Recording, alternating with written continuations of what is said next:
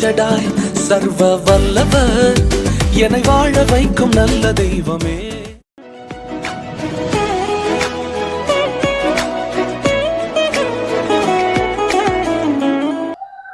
Price the Lord. ದೇವರ ಘನವುಳ್ಳ ನಾಮಕ್ಕೆ ಸ್ತೋತ್ರವಾಗಲಿ. ಈ ಪರಿಶುದ್ಧವಾದ ದಿನದಲ್ಲಿ ಕರ್ತನನ್ನು ಸ್ತುತಿಸಿ ಆರಾಧಿಸುವಂತ ಅವಕಾಶ ಕೊಟ್ಟಂತ ದೇವರಿಗೆ ಕೋಟಿ ಕೋಟಿ ನಮನಗಳು. ನಮ್ಮನ್ನೇ ನಾವು ಕರ್ತನ ಸಮ್ಮುಖದಲ್ಲಿ ಒಪ್ಪಿಸಿಕೊಟ್ಟು ಪ್ರಾರ್ಥನಾ ಪೂರ್ವಕವಾಗಿ ಒಂದು ಗೀತೆಯನ್ನು ಹಾಡುತ್ತಾ ದೇವರಿಗೆ ವಾಕ್ಯಗಳನ್ನು ನಾವು ಧ್ಯಾನ ಮಾಡೋಣ, ಪ್ರಾರ್ಥಿಸಿಕೊಳ್ಳೋಣ. ಪರಿಶುದ್ಧನು ಮಹೋನ್ನತನು ದೂತಗಣಗಳ ಮಧ್ಯದಲ್ಲಿ ವಾಸ ಮಾಡುವ ಆತನು ಅಂತ ಯೇಸುವೆ, ಮತ್ತೊಂದು ಆವರ್ತಿ ನಿನ್ನ ಪಾದ ಸನ್ನಿಧಿಗೆ ಬರ್ತೇವೆ. ನೀನು ಮಾಡಿದಂಥ ಎಲ್ಲ ಉಪಕಾರಗಳಿಗಾಗಿ ಸ್ತೋತ್ರ, ಇದುವರೆಗೂ ಕಾಯ್ದು ಕಾಪಾಡಿದ್ದಕ್ಕಾಗಿ ಸ್ತೋತ್ರ. ಈ ದಿನದ ಎಲ್ಲ ಕಾರ್ಯಗಳಲ್ಲಿ ನಿನ್ನ ಸಾನ್ನಿಧ್ಯದಿಂದ ತುಂಬಿಸಿ ನಡೆಸು, ನಿನ್ನ ಪ್ರಸನ್ನತೆಯನ್ನು ತುಂಬಿಸು. ನೀನೇ ಆದಿಯು ಅಂತ್ಯವೂ ಆಗಿದ್ದುಕೊಂಡು ನೀನು ತಾನೇ ಮಹಿಮೆಯನ್ನು ಹೊಂದಿಕೊಳ್ಳಬೇಕಾಗಿ ಯೇಸು ನಾಮದಲ್ಲಿ ಪ್ರಾರ್ಥಿಸುತ್ತೇನೆ ತಂದೆ. Amen, amen, amen. ಕರ್ತನು ಒಳ್ಳೆಯವನು, ನಮ್ಮ ಜೀವಿತಗಳಲ್ಲಿ ಒಳ್ಳೆಯದನ್ನೇ ಮಾಡುವವನಾಗಿದ್ದಾನೆ. ಯಾರ ಜೀವಿತಗಳಲ್ಲಿ ಆತನು ಒಳ್ಳೆಯದನ್ನು ಮಾಡ್ತಾನೆ? ಯಾರು ಆತನನ್ನ ಅಂಗೀಕರಿಸಿಕೊಂಡಿದ್ದಾರೋ, ಯಾರು ಆತನಲ್ಲಿ ನಿತ್ಯವೂ ಜೀವಿಸುತ್ತಾರೋ ಅವರ ಜೀವಿತಗಳಲ್ಲಿ ದೇವರು ಒಳ್ಳೆಯದನ್ನ ಮಾಡಲಿಕ್ಕೆ ಶಕ್ತನಾಗಿದ್ದಾನೆ. ಪ್ರಿಯ ದೇವರ ಮಕ್ಕಳೇ, ನಾವು ಕ್ರಿಸ್ತನವರಾಗಿದ್ದುಕೊಂಡು ಕ್ರಿಸ್ತನಲ್ಲಿದ್ದುಕೊಂಡು ನಾವು ದೇವರಿಗೆ ಇಷ್ಟವಿಲ್ಲದ ಕಾರ್ಯಗಳನ್ನು ನಾವು ಜೀವಿಸ್ತಾ ಇದ್ರೆ ನಾವು ಆಶೀರ್ವಾದ ಹೊಂದಲಿಕ್ಕೆ ಸಾಧ್ಯವಿಲ್ಲ, ಅವರ ಅಭಿವೃದ್ಧಿ ಹೊಂದಲಿಕ್ಕೆ ಸಾಧ್ಯವಿಲ್ಲ, ಸಾಕ್ಷಿಯಾಗಿ ನಿಲ್ಲಲಿಕ್ಕೆ ಸಾಧ್ಯವಿಲ್ಲ. ಆದುದರಿಂದ ಇಂದು ಈ ದಿನದಲ್ಲಿ ನೀನು ನಾನು ಕ್ರಿಸ್ತನಲ್ಲಿ ಏನಾಗಿದ್ದೇವೆ ನಮ್ಮನ್ನು ನಾವು ಪರೀಕ್ಷೆ ಮಾಡಿಕೊಳ್ಬೇಕು. ದೇವರ ವಾಕ್ಯಗಳು ಅನೇಕ ರೀತಿಯಲ್ಲಿ ನಮಗೆ ತಿಳಿಸ್ಕೊಡ್ತಾ ಇದೆ, ಎಚ್ಚರಿಸ್ತಾ ಇರ್ತೇವೆ.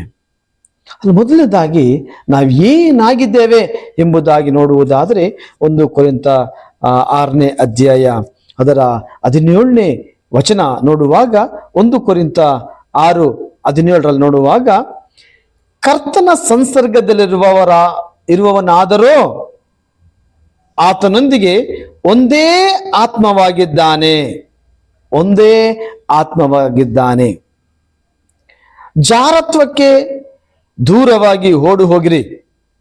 ಮನುಷ್ಯರು ಮಾಡುವ ಇತರ ಪಾಪ ಕೃತ್ಯಗಳು ದೇಹಕ್ಕೆ ಹೊರಗಾಗಿವೆ, ಆದರೆ ಜಾರತ್ವ ಮಾಡುವವನು ತನ್ನ ದೇಹಕ್ಕೆ ಹಾನಿಕರವಾದ ಪಾಪವನ್ನು ಮಾಡುತ್ತಾನೆ. ದೇವರಿಂದ ದೊರಕಿ ನಿಮ್ಮಲ್ಲಿಗೆ ನೆಲೆಗೊಂಡಿರುವ ಪವಿತ್ರಾತ್ಮನಿಗೆ ನಿಮ್ಮ ದೇಹವು ಗರ್ಭಗುಡಿಯಾಗಿರುವುದೆಂಬುದು ನಿಮಗೆ ತಿಳಿಯದೋ? ನೀವು ನಿಮ್ಮ ಸ್ವಂತ ಸೊತ್ತಲ್ಲ, ನೀವು ಕ್ರಯಕ್ಕೆ ಕೊಳ್ಳಲ್ಪಟ್ಟವರು ಆದ ಕಾರಣ ನಿಮ್ಮ ದೇಹದಲ್ಲಿ ದೇವರ ಪ್ರಭಾವವನ್ನ ಪ್ರಕಾಶಪಡಿಸಿರಿ. ದೇವರ ಪ್ರಭಾವವನ್ನ ಪ್ರಕಾಶಪಡಿಸುವರಾಗಿರಬೇಕು. ಅಂದ್ರೆ ಕರ್ತನ ಸಂಸರ್ಗದಲ್ಲಿ ನಾವು ಜೀವಿಸುವವರಾಗಿರಬೇಕು. ಯಾಕಂದ್ರೆ 2 ಕೊರಿಂಥ 5ನೇ ಅಧ್ಯಾಯ ಅದರ 17ನೇ ವಚನ ಹೀಗೆ ಹೇಳುತ್ತದೆ, ಹೀಗಿರಲಾಗಿ ಯಾವನಾದರೂ ಕ್ರಿಸ್ತನಲ್ಲಿದ್ದರೆ ಅವನು ನೂತನ ಸೃಷ್ಟಿಯಾದನು. ಇಗೋ, ಪೂರ್ವ ಸ್ಥಿತಿ ಹೋಗಿ ಎಲ್ಲ ನೂತನವಾಯಿತು. ಅಂದ್ರೆ ಕ್ರಿಸ್ತನಲ್ಲಿ ಇರುವಾಗ ನಮ್ಮ ಜೀವಿತಗಳು ನೂತನವಾಗುತ್ತವೆ, ನೂತನ ಸೃಷ್ಟಿಗಳಾಗುತ್ತವೆ. ಹೊಸ ಸೃಷ್ಟಿ, ನೂತನ ಸೃಷ್ಟಿ. ಯಾವಾಗ? ನೀನು ನಾನು ಕ್ರಿಸ್ತನಲ್ಲಿ ಜೀವಿಸುವಾಗ, ಕ್ರಿಸ್ತನಲ್ಲಿ ಇರುವಾಗ. ಅದಕ್ಕಾಗಿ ಕೀರ್ತನೆಗಾರನ ಹಾಡ್ತಾನಲ್ಲ, ಕ್ರಿಸ್ತನಲ್ಲಿ ಜೀವಿಸುವೆ ನನಗೆಂದು ಜಯ ಜಯ, ಕ್ರಿಸ್ತನಲ್ಲಿ ಜೀವಿಸುವೆ ನನಗೆಂದು ಜಯ ಜಯ. ಜಯ ಉಂಟು ಜಯ ಉಂಟು ಜಯ ಉಂಟು, ನನಗೆ ಜಯ ಉಂಟು ಜಯ ಉಂಟು ಜಯ ಉಂಟು, ಜಯ ಉಂಟು ಜಯ ಉಂಟು ಜಯ ಉಂಟು, ನನಗೆ ಜಯ ಉಂಟು ಜಯ ಉಂಟು ಜಯ ಉಂಟು. ಯಾವಾಗ? ನೀನು ನಾನು ಕ್ರಿಸ್ತನಲ್ಲಿ ಇರುವಾಗ ಜಯ. ಜಯ. ನೀನು ಕ್ರಿಸ್ತನಲ್ಲಿರುವಾಗ ಹೀರೋ. ಒಂದು ವೇಳೆ ನಿನ್ನ ಜೀವಿತದಲ್ಲಿ ಕ್ರಿಸ್ತನನ್ನ ಕೈ ಬಿಡುವುದಾದ್ರೆ ನೀನು ಝೀರೋ ಆಗ್ತೀಯಾ, ಶೂನ್ಯ. ನೀನು ಶೂನ್ಯದಲ್ಲಿದ್ದುಕೊಂಡು ನೀನು ಕರ್ತನನ್ನು ಬೇಡುವುದಾದರೆ, ಕೂಗಿಕೊಳ್ಳುವುದಾದರೆ, ಆತನು ನಿನ್ನ ಕೂಗನ್ನು ಕೇಳಿ ಆ ಶೂನ್ಯದಿಂದ ಉನ್ನತಿಗೆ ನಡೆಸಲಿಕ್ಕೆ ದೇವರು ಶಕ್ತನಾಗಿದ್ದಾನೆ. ಇದೆಲ್ಲ ಯಾವಾಗ ಸಂಭವಿಸುತ್ತೆ, ಯಾವಾಗ ನಡೆಯುತ್ತೆ ಎಂಬುದಾಗಿ ನೋಡುವುದಾದ್ರೆ ನೀನು ಕ್ರಿಸ್ತನಲ್ಲಿ ಇರಬೇಕು.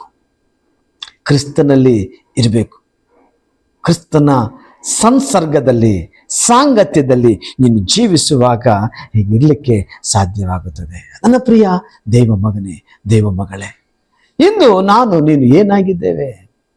ನಮ್ಮನ್ನು ನಾವು ಪರೀಕ್ಷೆ ಮಾಡಿಕೊಳ್ಬೇಕು. ನಮ್ಮ ಹೃದಯವನ್ನು ಪರೀಕ್ಷೆ ಮಾಡಬೇಕು. ನನ್ನ ಜೀವಿತ ಹೇಗೆ ನಡೀತಾ ಇದೆ? ಎಫೆಸ ಪತ್ರಿಕೆಯಲ್ಲಿ ನಾವು ನೋಡುವಾಗ, ಪ್ರಿಯ ದೇವರ ಮಕ್ಕಳೇ, ಎಫೆಸ ಪತ್ರಿಕೆಯಲ್ಲಿ ನಾವು ನೋಡುವಾಗ, ಎಫೆಸ ಪತ್ರಿಕೆ 2ನೇ ಅಧ್ಯಾಯದಲ್ಲಿ ನಾವು ನೋಡುವಾಗ ಅಲ್ಲಿ ಕೆಲವು ವಚನಗಳನ್ನ ಕೆಲವು ರೀತಿಯಲ್ಲಿ ಹೇಳ್ತಾರೆ. 2:10ನೇ ವಚನ ಹೀಗೆ ಹೇಳುತ್ತದೆ, ನಾವು ಆತನ ನಿರ್ಮಾಣ. ಯಾರ ನಿರ್ಮಾಣ? ದೇವರ ನಿರ್ಮಾಣ. ನಾವು ಆತನ ನಿರ್ಮಾಣ, ಸತ್ಕಾರ್ಯಗಳನ್ನು ಮಾಡುವುದಕ್ಕಾಗಿಯೇ ಕ್ರಿಸ್ತ ಯೇಸುವಿನಲ್ಲಿ ಸೃಷ್ಟಿಸಲ್ಪಟ್ಟೆವು. ಏತಕ್ಕಾಗಿ ನಾವು ಸೃಷ್ಟಿಸಲ್ಪಟ್ಟಿದ್ದೇವೆ? ಸತ್ಕಾರ್ಯಗಳನ್ನ ಮಾಡಲಿಕ್ಕಾಗಿ, ಒಳ್ಳೆಯ ಕಾರ್ಯಗಳನ್ನ ಮಾಡಲಿಕ್ಕಾಗಿ, ಶುಭಕರವಾದ ಕಾರ್ಯಗಳನ್ನ ಮಾಡಲಿಕ್ಕಾಗಿ, ಇತರರಿಗೆ ಉಪಯೋಗಕರವಾಗಿ ಜೀವಿಸಲಿಕ್ಕಾಗಿಯೇ ಕರ್ತಾದಿ ಕರ್ತನು, ರಾಜಾದಿ ರಾಜನು, ದೇವಾದಿ ದೇವನಾದಂತ ಯೇಸು ಕ್ರಿಸ್ತನು ನಿನ್ನನ್ನ ತನ್ನ ಹೋಲಿಕೆಗೆ ಸರಿಯಾಗಿ ರೂಪಿಸಿದ್ದಾನೆ, ತನ್ನ ಮಗನಾಗಿ ಮಗಳಾಗಿ ಮಾಡಿದ್ದಾನೆ. ಆದ್ರಿಂದ ನನ್ನ ಪ್ರಿಯ ದೇವರ ಮಕ್ಕಳೇ, ಅದಕ್ಕಾಗಿ ಅಂತ ಹೇಳ್ತೇನೆ, ಕ್ರಿಸ್ತ ಯೇಸುವಿನಲ್ಲಿ ಸೃಷ್ಟಿಸಲ್ಪಟ್ಟೆವು. ನಾವು ಸತ್ಕಾರ್ಯಗಳನ್ನು ನಡೆಸುವವರಾಗಿ ಬದುಕಬೇಕೆಂದು ದೇವರು ನಮ್ಮನ್ನು ಮೊದಲೇ ನೇಮಿಸಿದನು. ಯಾವಾಗ? ಜಗತ್ತು ಉತ್ಪತ್ತಿಗಿಂತ ಮೊದಲೇ ನಿನ್ನನ್ನ ಯಾವುದಕ್ಕಾಗಿ? ಸಕಲ ಸತ್ಕಾರ್ಯಗಳನ್ನು ಮಾಡಲಿಕ್ಕಾಗಿ, ಒಳ್ಳೆಯ ಕಾರ್ಯಗಳನ್ನು ಮಾಡಲಿಕ್ಕಾಗಿ ಕರ್ತನು ನನ್ನನ್ನು ರೂಪಿಸಿದ್ದಾನೆ. ನನ್ನ ಪ್ರಿಯ ದೇವರ ಮಕ್ಕಳೇ, ಆದ್ರಿಂದ ನಾವು ನೋಡುವಾಗ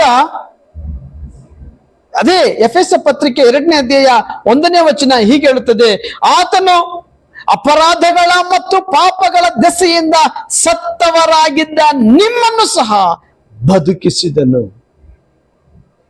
ಯಾತಕ್ಕಾಗಿ? ನಿನ್ನನ್ನು ಬದುಕಿಸಿದ್ದಾನೆ. ಯಾತಕ್ಕಾಗಿ ಅಂದ್ರೆ ನೀನು ಆತನಲ್ಲಿ ನೂತನ ಸೃಷ್ಟಿಯಾಗಿ ಜೀವಿಸಬೇಕು, ನೂತನ ಸೃಷ್ಟಿಯಾಗಿ ಬಾಳಬೇಕು, ಸಾಕ್ಷಿಯಾಗಿ ಬಾಳಬೇಕು ಎಂಬುದಾಗಿ. ಹಾಗಾದ್ರೆ ನನ್ನ ಪ್ರಿಯ ದೇವರ ಮಕ್ಕಳು, ಇಂದು ನಮ್ಮನ್ನು ನಾವು ಪರೀಕ್ಷೆ ಮಾಡಿಕೊಳ್ಳೋಣ. ನಾನು ಏನಾಗಿದ್ದೇನೆ ಕ್ರಿಸ್ತನಲ್ಲಿ? ಇಂದು ಈಗ ಈ ಸಮಯದಲ್ಲಿ ಏನಾಗಿದ್ದೇನೆ? ನಮ್ಮನ್ನು ನಾವು ಪರೀಕ್ಷೆ ಮಾಡಿಕೊಳ್ಳೋಣ, ಪ್ರಾರ್ಥನೆ ಮಾಡಿಕೊಳ್ಳೋಣ. ಸಕಲ ಸೃಷ್ಟಿಗೆ ಕಾರಣನಾದ ದೇವರೇ, ನನ್ನ ಕುರಿತಾಗಿ ನನ್ನನ್ನು ರೂಪಿಸಿದ ಉದ್ದೇಶ, ನನ್ನನ್ನು ಕರೆದಂತ ಉದ್ದೇಶ, ನಿನ್ನ ಮಗನಾಗಿ ಮಗಳಾಗಿ ಮಾಡಿದಂತ ಉದ್ದೇಶ ಇಂದು ನನಗೆ ತಿಳಿಸಿಕೊಟ್ಟಿದ್ದೀಯಾ. ಅದಕ್ಕಾಗಿ ಸ್ತೋತ್ರ ದೇವರೇ.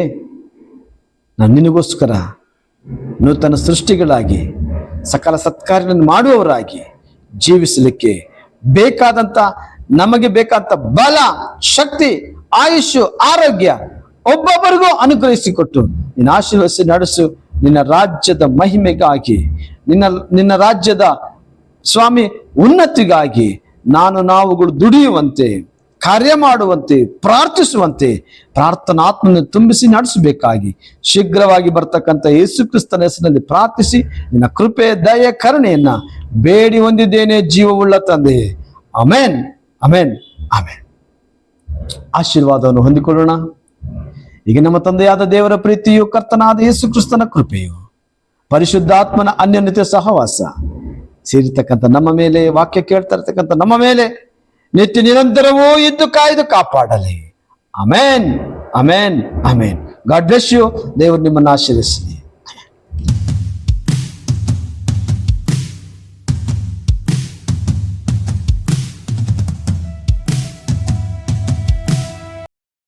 எல் ஷடாய் சர்வ வல்லவர், என்னை வாழ வைக்கும் நல்ல தெய்வமே.